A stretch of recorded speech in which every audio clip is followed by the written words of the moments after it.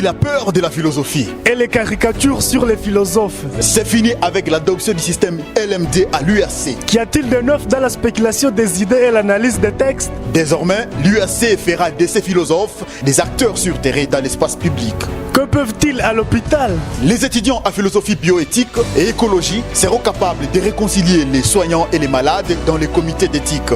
À la mairie, ils restaureront la confiance en l'autorité publique. Dans l'entreprise, ils motiveront les travailleurs et mobiliseront les rêves et les initiatives des patrons. Sauront-ils faire face aux pandémies et à l'insécurité permanente? Les étudiants en philosophie, sciences sociales et communication apprendront à restaurer les liens et la confiance des sinistrés. L'information suffisamment vérifiée et critiquée est le préalable d'une bonne défense et mobilisation des groupes de pression. Venez nombreux pour découvrir vos capacités à répondre aux besoins de notre société.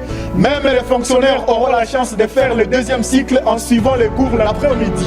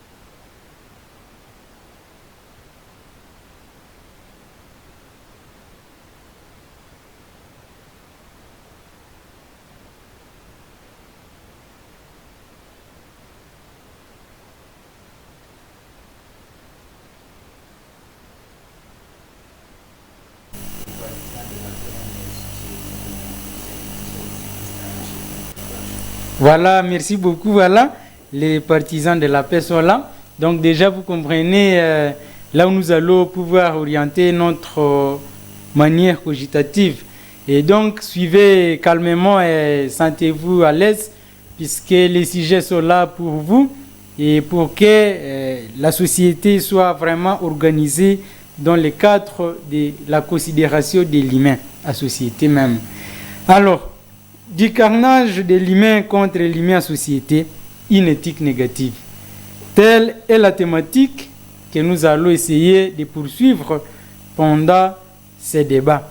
Alors, vous allez aussi prendre part, puisque le numéro est toujours devant vos écrans. Vous allez pouvoir participer et dans la mesure du possible. On sait du monde aujourd'hui, l'homme, en quelque sorte, et semble mépriser son semblable à l'extorquer sa vie sans toute hésitation.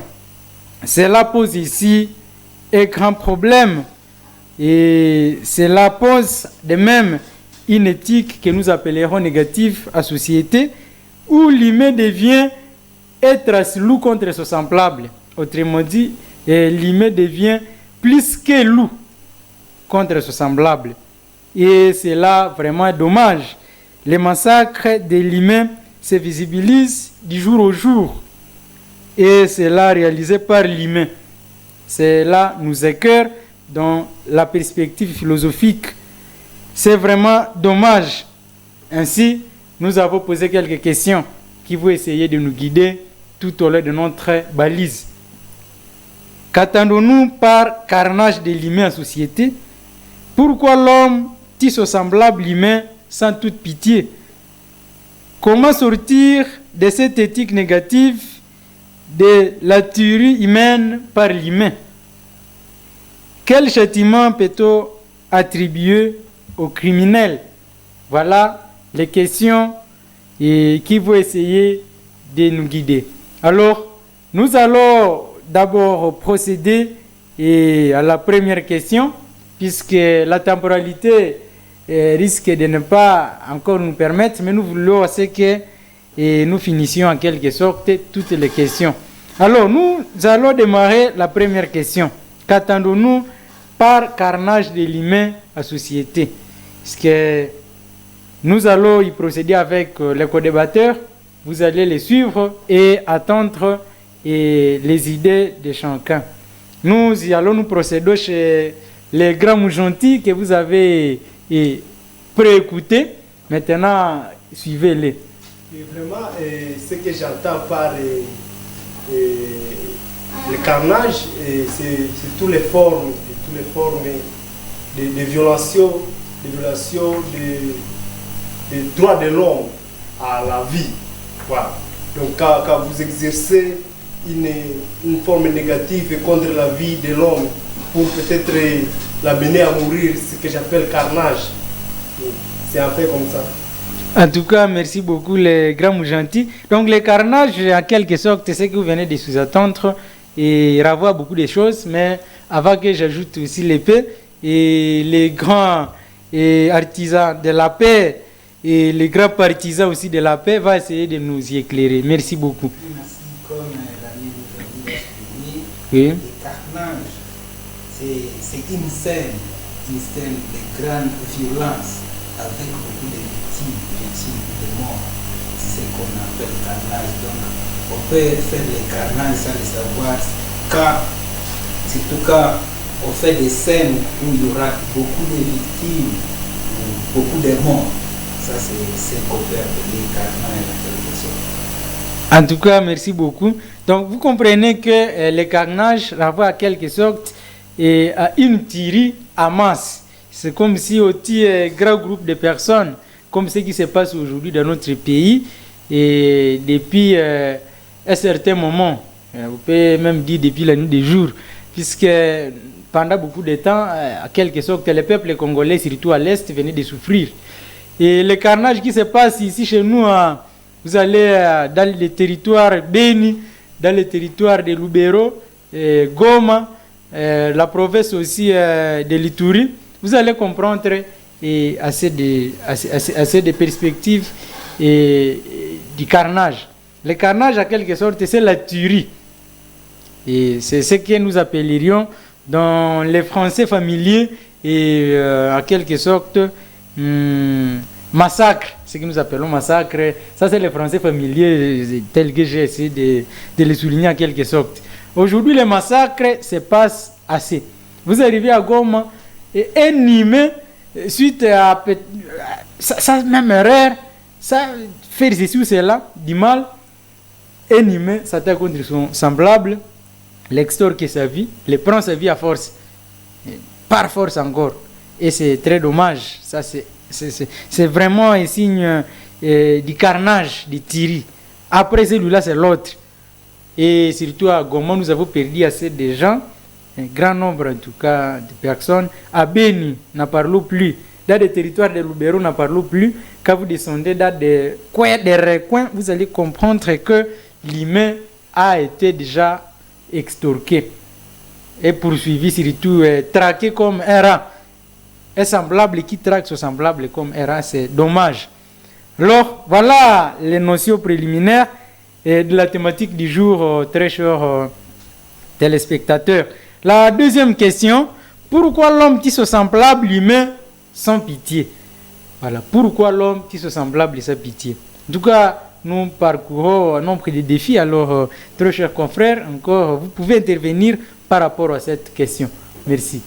Nous sommes chez vous, Moujanti. La question c'est pourquoi l'homme peut tuer son semblable. C'est pour de multiples raisons. Oui. Il y a notamment des crises de confiance, disons la haine, la jalousie, et disons donc les soifs du pouvoir.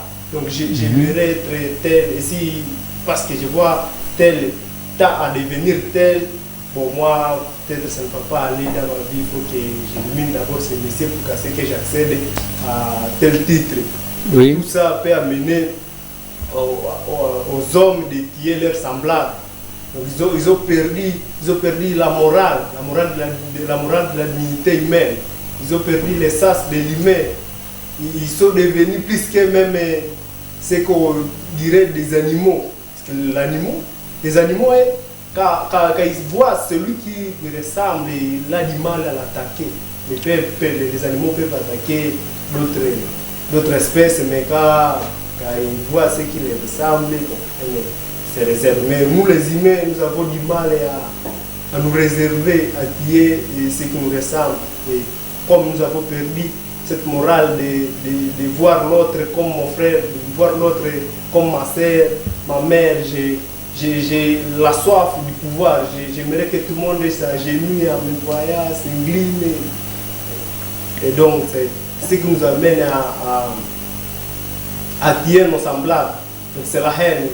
Voilà, en tout cas, merci beaucoup. La haine, la jalousie, et vous voyez, il y a perte de morale, c'est l'eau. En tout cas, il y a beaucoup d'antivaleurs aujourd'hui qui sont à la base des tiris. Alors, nous sommes chez les confrères et partisistes de la paix. Merci. Oui, la question, je crois que c'est pourquoi l'homme peut parvenir à tuer son semblable. Il y a plusieurs raisons, comme l'ami Mohamed l'a souligné. Moi, je vais ajouter la vengeance.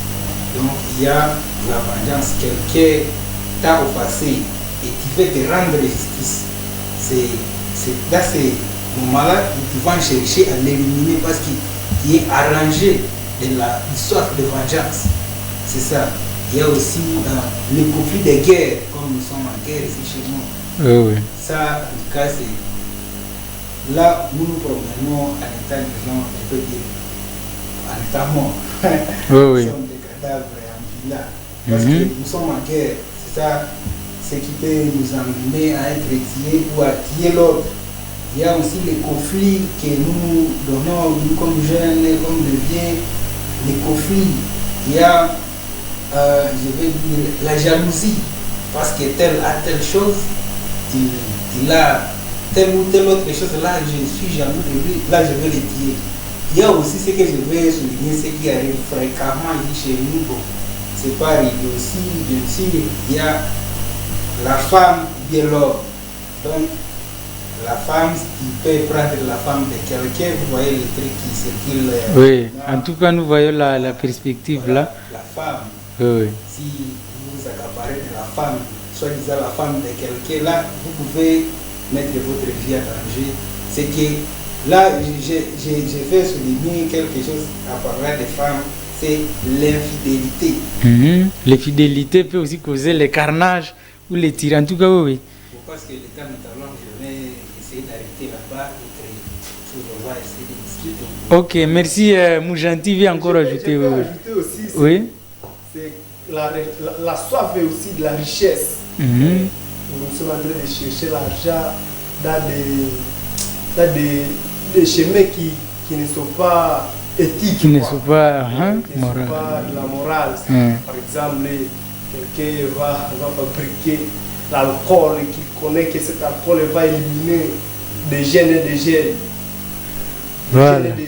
Et on ne le constate pas dans la société, mais les gens sont en train de mourir. Nous le constatons plus tard que la plupart sont en train de mourir à cause d'avoir pris ce qu'on considère comme poison quelque part.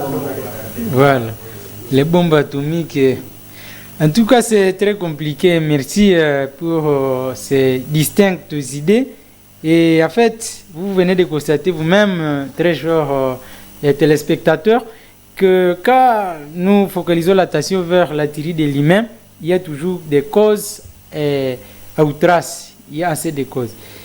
Alors, il y a par exemple, je sais que les amis ont cité, il y a question de la soif d'argent que Moujanti venait de dire récemment. Il y a l'infidélité. Vous allez constater tant de mots qui sont à la base aujourd'hui des massacres ou alors des tueries. En tout cas, sont à quelque sorte résumés surtout dans la perspective d'intérêt individuel. Puisqu'on vise les intérêts individuels, alors on s'entre-attaque, on cherche maintenant des moyens d'éliminer ses semblables. Et cela constitue une éthique négative, très cher peuple, très chers téléspectateurs. Alors nous avons donc écarté la question d'intérêt individuel, la question de fidélité, comme aujourd'hui les jeunes. Aujourd'hui, ce sont les nouveaux mariés qui sont en quelque sorte en train de perdre leur vie suite à des intérêts individuels. Et j'ai trompé 10 femmes, soit 40 femmes, suite à mes intérêts individuels liés par exemple au sentiment corporel. En tout cas, c'est dommage. Soit je suis une femme et je trompe 6 hommes ou alors 100. Alors, lorsqu'il y aura un moment, je vais me trouver patte à l'air et tête par terre. Et c'est très compliqué aujourd'hui, ce que nous traversons. Donc nous avons à œuvrer beaucoup pour essayer de voir comment écarter cette optique-là de tirer. Puisque aujourd'hui, les jeunes qui meurent, les jeunes femmes, les jeunes gens, les jeunes garçons qui sont en train de mourir suite à la couleur de fidélité, et ça nous écœure. Et c'est là ravagisement à ce que la morale ne soit intériorisée. C'est-à-dire qu'on n'a pas encore conscientisé la morale à son intrinsèque. Aujourd'hui, donc nous constatons les gens qui sont déjà devenus immoraux. On est déjà immoraux. Oh, justement, celui qui a été trompé, suite à l'immoralité, il cherche aussi les moyens d'éliminer celui qui a été à quelque sorte mensongé. Et c'est très compliqué. Donc, d'un côté, nous devons être moral, côté de celui qui a été victime, et du côté de celui qui a fait que la victime soit, il faut qu'il y ait toujours de la morale. Si nous envisageons la morale, vous allez voir, la société va être calme. Aujourd'hui, la politique, si on ne vise pas ses intérêts, en tout cas, vous allez voir la société qui sera tranquille. Quand vous allez chez certaines autorités politiques, au Rwanda, au Congo, et certaines autorités qui visent leurs intérêts, c'est ce qui révèle justement les massacres qui se passent chez nous. Quand il y a les massacres ici, ne pensez pas que c'est gratuit. Il y a toujours derrière ça les grands politiciens qui sont derrière. Et ça écœure, et c'est la société qui a souffert. Suite à des intérêts de pouvoir, ce que vous avez souligné bien avant, les grands moujandis, la soif du pouvoir. On a soif de l'impérialisme, multiplier les mandats, soit multiplier ces millions, au crée même des virus. Ça, c'est les carnages. Les bolas ici qui sont en train d'éliminer les gens. Les coronavirus qui ont éliminé tas de gens. Tout ça sont des intérêts individuels suite à la recherche des matériaux. Les matériaux, tout ça. Donc nous avons à travailler beaucoup contre ça. Ça s'oriente dans l'éthique négative. Tous les médecins qui fabriquent les virus, ce sont des criminels. Ce sont des grands criminels. Puisque les virus là sont attaqués, sont fabriqués pour l'attaque de l'homme, de ses semblables.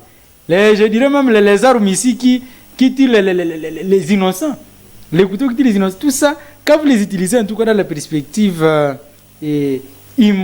immorale, ça c'est pour créer justement l'optique à quelque sorte, je dirais l'optique de l'éthique négative dans la criminalité. Donc, nous avons vraiment à essayer d'orienter la société dans les cadres moraux. Alors, c'est pourquoi la question suivante nous oriente dans les comment.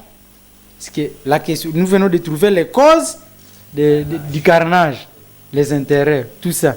Nous venons de trouver, en tout cas, les causes. Alors, comment maintenant sortir de cette sphère-là du carnage, de l'humain contre l'humain à la société? Comment sortir de cette éthique négative, de tirer de l'humain par l'humain? Là, c'est la première question. Nous sommes chez vous, l'artiste, ou alors l'artisan aussi de la paix. Vous allez essayer de nous y éclairer. Comment quitter cette optique de tirer son semblable? Oui. Je dirais que la première des choses, c'est renforcer l'éducation personnelle, travailler sur son intellect. Voilà. Prendre conscience. Dire, moi, je suis un homme, ce que je ne dois pas tuer un homme. Il faut prendre les exemples des animaux. Les champs ne peuvent pas tuer les champs. Les loups ne peuvent pas tuer les loups. Les lions. Donc, les lions sont tellement méchants, mais ne pas s'attaquer aux lions. C'est ce que nous devons faire, nous comme humains. Aussi, il faut, pour quitter de là, il faut vraiment renforcer l'éducation au niveau des bases, au niveau de la famille. Comme vous êtes grand frère, il faut déjà dire, bon, vous avez votre part dans l'élimination de ces antivaleurs. Au niveau de l'église, donc tout le monde doit faire son travail. Au niveau de l'église, les prêtres, les pasteurs, ils doivent nous aider à faire tout ça. Il y a aussi, disons, à part chacun faire son travail, il y a le travail personnel que nous devons faire. Il y a aussi l'État qui doit aussi fournir quelque chose dans la lutte contre les vengeances. Par exemple, il faut que les coupables soient, disons, soient traduits à justice. Il faut que les coupables doivent subir la lourdeur de ce qu'il a fait. Parce qu'imaginez si il a tué, bon, il a volé, peut-être, disons, il a volé quelque chose qui appartenait au parti X. Et que vous dites, non, non, vous accusez, celui-ci a volé telle chose. Et du coup, vous voyez l'homme là, il vagabonde toujours au quartier, sans aucun châtiment. Là, c'est un problème, ça va vous pousser à vous faire justice. Venger vous-même. Et là, vous allez tomber dans ce que nous appelons carnage. En tout cas, tuer les gens sans le savoir. Et quand vous tuez, il y a aussi, vous venez de tuer le père de quelqu'un, il a ses enfants. Ses enfants aussi diront que vous avez tué leur père pour rien. Et ces arrêts, voilà que ça va continuer jusqu'à définir. En tout cas, il faut en tout cas punir la faute par l'État, les services appropriés. Ce n'est pas à dire que c'est tout le monde qui va finir parce qu'il a fait ceci. Non, non. Il faut l'ordre. Donc l'État, la police doit faire aussi son travail comme toute autre personne. En tout cas, merci. Déjà, il faut la punition. Alors, nous sommes chez Moujandi.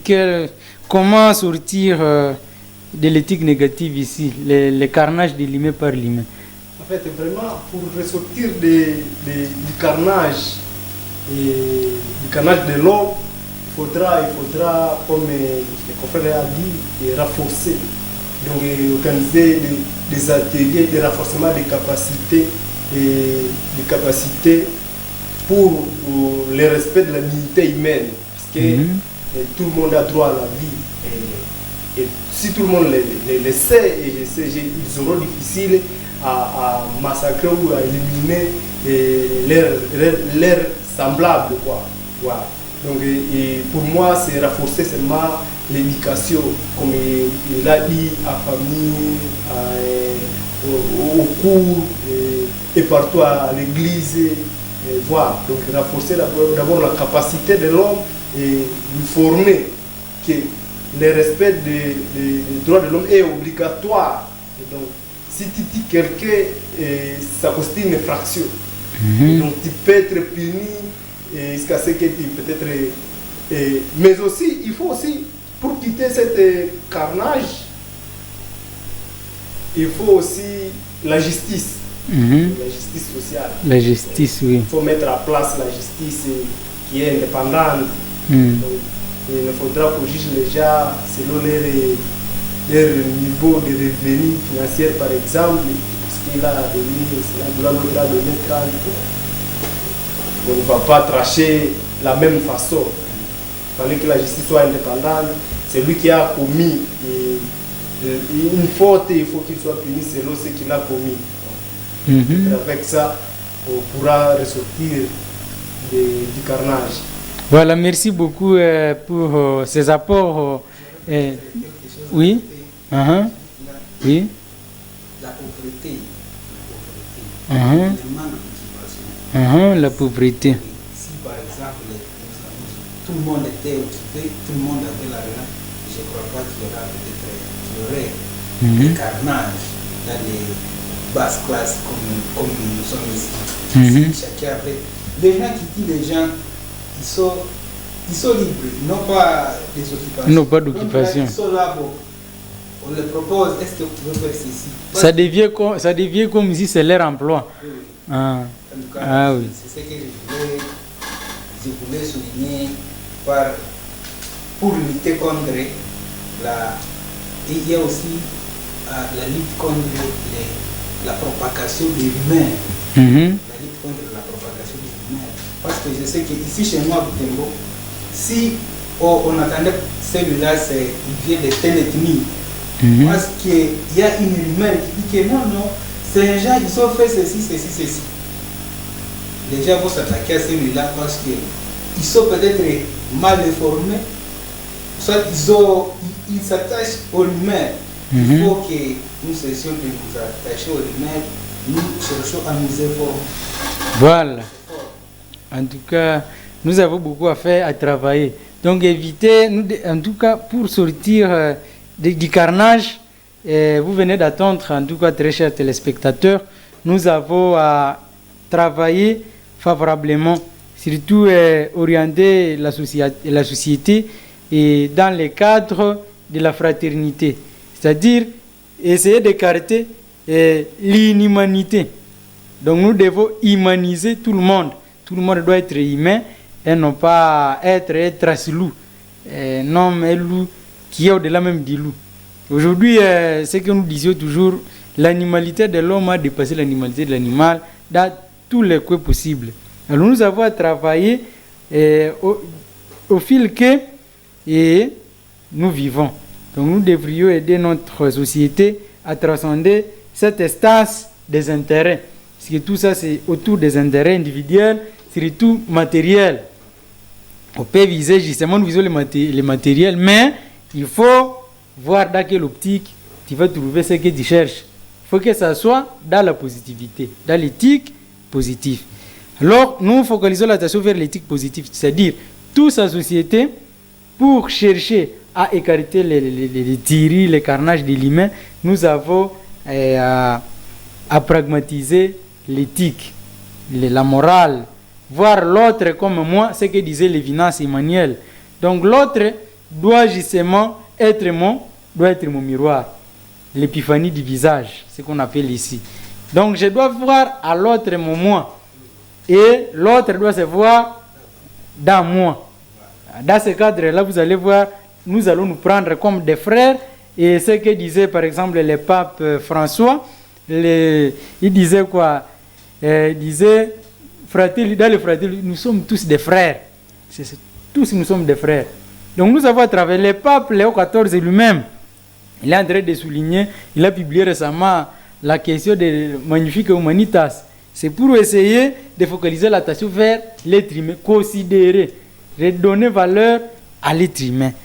Et nous avons fort à travailler.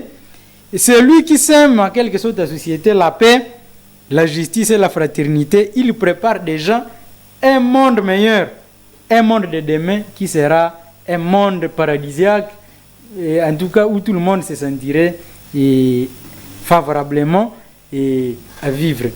Donc nous avons à travailler et nous avons à focaliser l'attention vers l'éthique positive, l'éthique qui focalise l'attention vers le bien-être.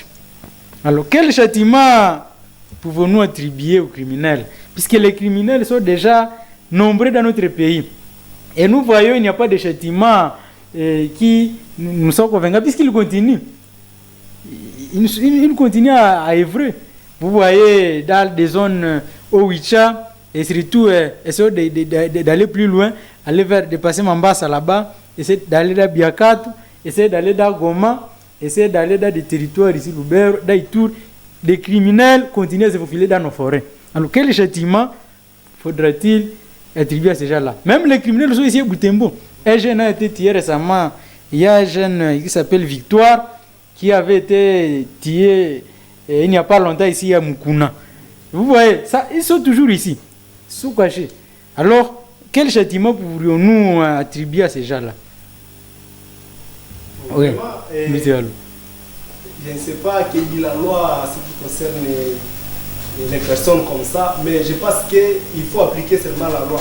Et la loi, la justice, et aussi, je pense qu'une personne comme ça, après l'avoir écouté à la justice, on doit l'amener dans les milieux carcérales, dans les prisons, parce que c'est ça qu'on doit toujours faire.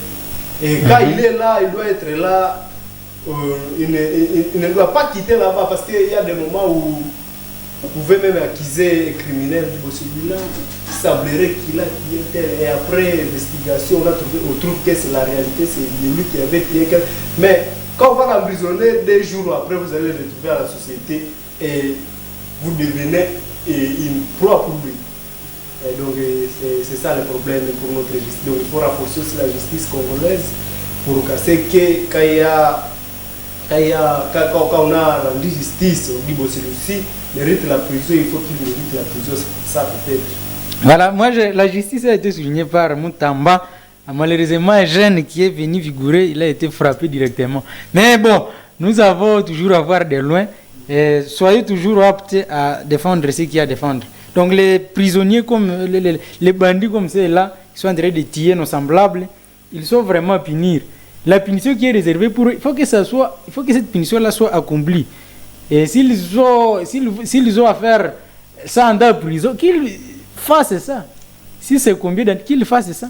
Malheureusement, puisqu'on a au fils des intérêts aujourd'hui, même nos chers membres politiciens qui s'occupent des prisons, on en a donné quelque chose, allez, en un seul jour, au sort de la prison. Et c'est très grave, c'est compliqué. Je ne sais pas quel châtiment vous avez proposé, très chers confrères, par rapport à ces gens. Que la justice soit faite. Et puis, nous, quand on parle de justice, on parle, disons, on sous-attend prison, donc 4 murs. Oui. Et là, moi, je souhaiterais que là, en prison, il faut qu'il y ait une équipe qui va chaque fois s'occuper des prisonniers. On ne doit pas les laisser là-bas comme des moutons. Donc, on vient, on les jette là-bas, ils sont là-bas, ils s'occupent, ils font de n'importe quoi. Donc, la prison ici chez nous semblerait que c'est l'école de développement des stratégies pour les bandits. Parce que quand il est à prison, sans éducation, donc il faut qu'on renforce l'éducation, même en prison. Il ne faut pas que la prison soit écartée de la République. Parce qu'un jour, je me souviens, j'étais parti là-bas à Kwangora, ils ont dit qu'ici chez nous c'est Zaïre.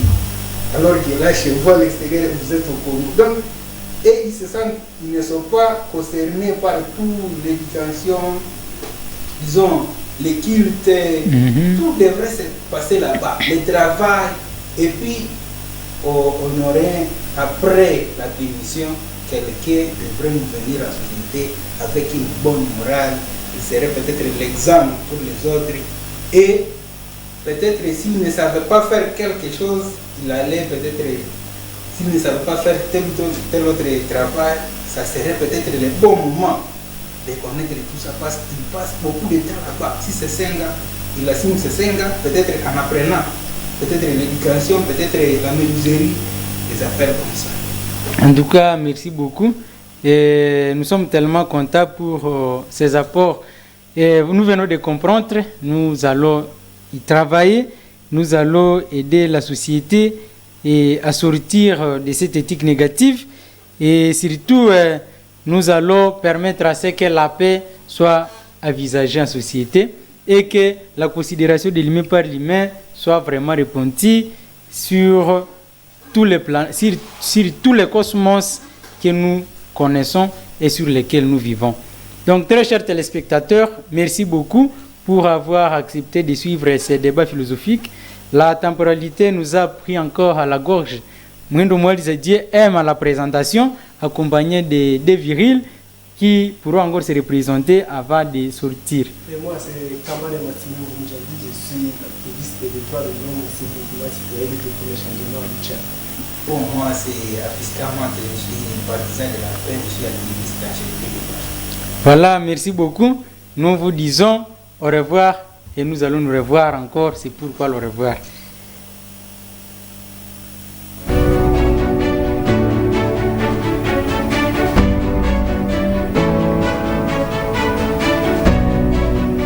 La peur de la philosophie et les caricatures sur les philosophes. C'est fini avec l'adoption du système LMD à l'URC. Qu'y a-t-il de neuf dans la spéculation des idées et l'analyse des textes? Désormais, l'URC fera de ces philosophes des acteurs sur terrain dans l'espace public. Que peuvent-ils à l'hôpital? Les étudiants en philosophie bioéthique et écologie seront capables de réconcilier